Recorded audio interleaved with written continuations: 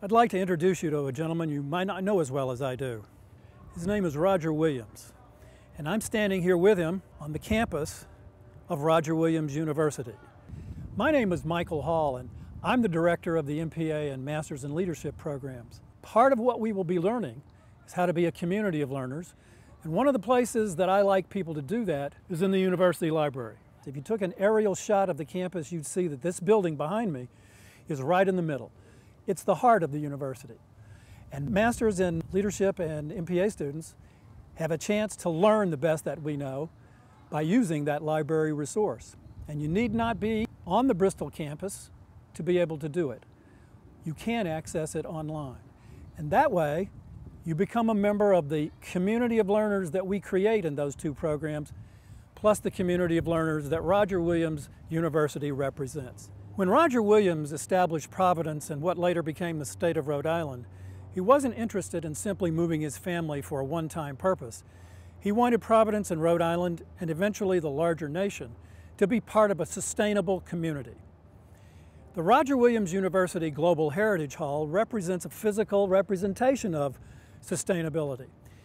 This Global Heritage Hall maintains the LEED Silver status, which makes it one of the most sustainable buildings in the general vicinity.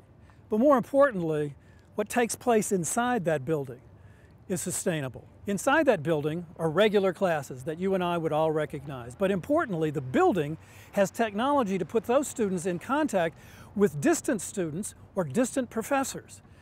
That kind of technology creates a community of learners not foreseen by Roger Williams, but part of this whole sustainability concept. Importantly, the MPA and leadership degree students learn those lessons also using the same kinds of technology. But they also learn how to interact with other people from other disciplines. Architecture, for example, is one of those. Let me show you where the architecture students work. One of the best ways to sustain communities is by preserving the past and building for the future. And students in the School of Architecture, Art, and Historic Preservation do just those kinds of things. But importantly, they do it in communities, in states. That means that they need to work with people who are leaders in government, nonprofits, and in health organizations. The MPA and leadership students work side by side with these students in courses such as Leadership 101, Public Administration 101. They create yet another network that creates a community of learners. That kind of interdisciplinary work is the kind of thing that really sustains communities, and once again is part of the Roger Williams legacy. If ever there was a representation of what Roger Williams had in mind as community, it's the building behind me. As you can see, it's called the Commons. That's because it's a common meeting place for dining, for entertainment, and importantly, the bookstore is in there. Naturally, we encourage you to visit. But you don't have to go inside the building to get your books. Even that can be done online or by telephone. The bookstore will actually send you the MPA and leadership textbooks. All you need to do is ask. My job as director of the MPA and Masters in Leadership programs is to make sure that students leave the programs with the requisite knowledge and skills for leadership, sustainable communities, and lifelong learning. But because Roger Williams University is about community and support and help when people need it, we also have the career people. People in this building I've met and talked to. They are very interested in helping students in the MPA and leadership programs seek out that very correct position, the right position for the kinds of skills that the Masters in Public Administration and Leadership programs have taught. They are here to help. They want to help. And just as with the bookstore, all you need to do is ask. Welcome to 150 Washington Street. As you can see from our location here, we're in the middle of a busy downtown business district. Located near us, within walking distance, are the state capitol, the Metro Rail Station, bus transportation, banks, City Hall, performing arts centers, health organizations. This is literally the crossroads of two major interstate highways. That means that people can join us from throughout the region. We've even had students travel I-95 north as far away as Long Island to join us in special weekend classes that I have scheduled. Let's go inside and look at the Nerve Center and show you how you can join us if you don't happen to be able to travel those two major crossroads. We're inside 150 Washington Street right now. And here's our friend again, Roger Williams, keeping watch even here in Providence. And as you can see, Roger Williams and Roger Williams University have put their stamp right here in the middle of Providence. Let's go up to the Nerve Center. Well, we're inside 150 Washington Street. This is sort of the nerve center of the MPA and leadership degrees. The space that I'm in here right now is the open meeting space, which has computers for students to use when they decide to come to campus. And the space behind me, particularly this conference table, is frequently used by students in the programs to do a study group. The advising, the scheduling, student records, and the refinement of the curriculum all take place here at 150 Washington Street. As the director of the program, I provide advisement. There are several ways that I can do that with students. We can meet, and I certainly invite you to join us here at 150 Washington Street. Or we can do advisement by phone, email, or even video conferencing. The students who come to the programs represent, much like the Providence area itself, a crossroads of business, commerce, government, culture, the arts, nonprofits.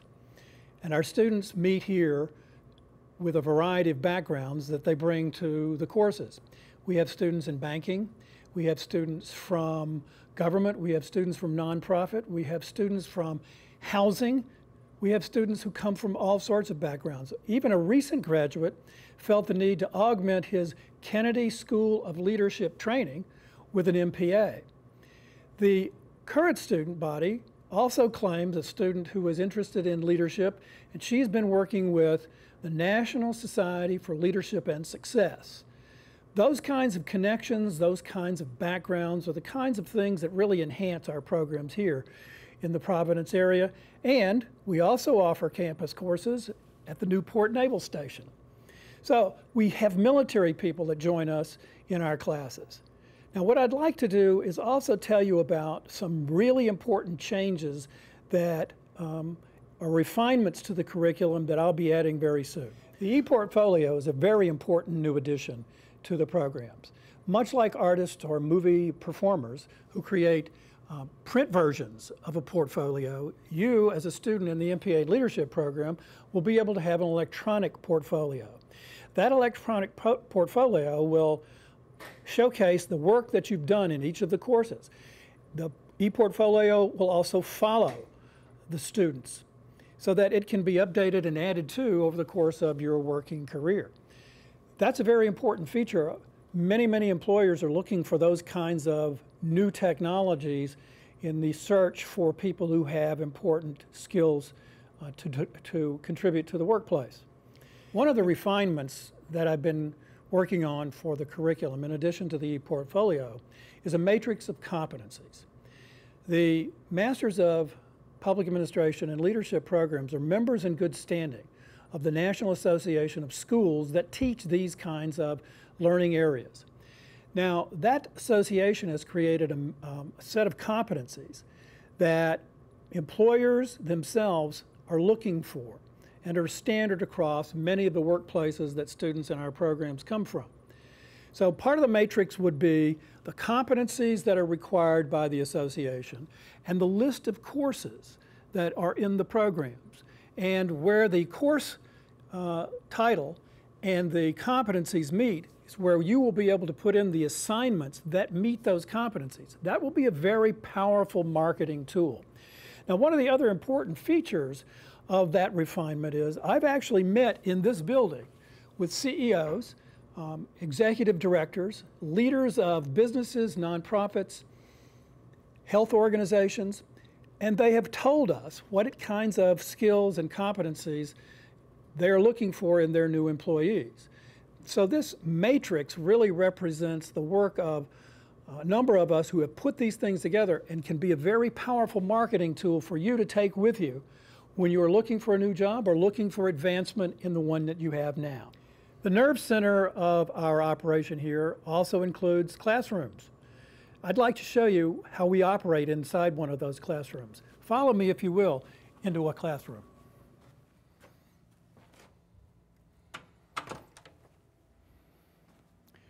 Welcome to one of our smart classrooms.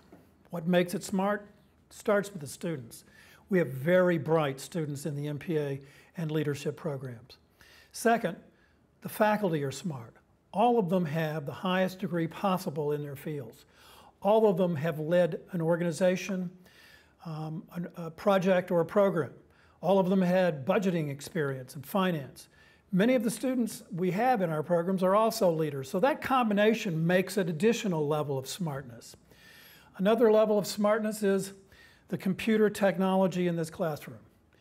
We're connected to the internet, as you can see behind me, and you can connect with us while we are in class, and you can participate in class also. That means that you're not getting a canned class. You're not getting a series of step-by-step instructions to do certain kinds of readings. You're working in class with people just like you who are eager to learn. If you are connected to us by the internet, we can project your image and hear your voice right here along with us while we're holding class. Recently, in the Lean Thinking and Lean Management course, we had an example of just that. We met in a classroom, but we had students who joined us from Illinois, from New York, from New Jersey. I've even had students participate with us from Kuwait. Now, how is it possible to be deployed in Kuwait and still participate with us? Well, one way is the instructional design teams work with us who help me record what we do in a classroom. So you get the fresh classroom experience, but delivered in the time zone where you are. That means that you can keep up with what we do in class, and we also then have a software package on which you participate with us online asynchronously. We have a whole series of discussions that take place using that kind of software. Now, should you need assistance with your technological connection to us, we have a crack team of instructional design personnel whose job it is to make sure that you are connected with us. We think that this provides the kind of learning that you will need to develop those competencies that I described in that matrix. And if you have that, then you will be positioned to make yourself the success that you want to be and that we want you to be. So, go to www.rwu.edu. Click on Academics, then click on Graduate Studies. Scroll down and you will see the Masters of Public Administration and the MS in Leadership. Those two links have the contact information you need to be in touch with us. Here in the Nerve Center. Let's hear from you sometime soon.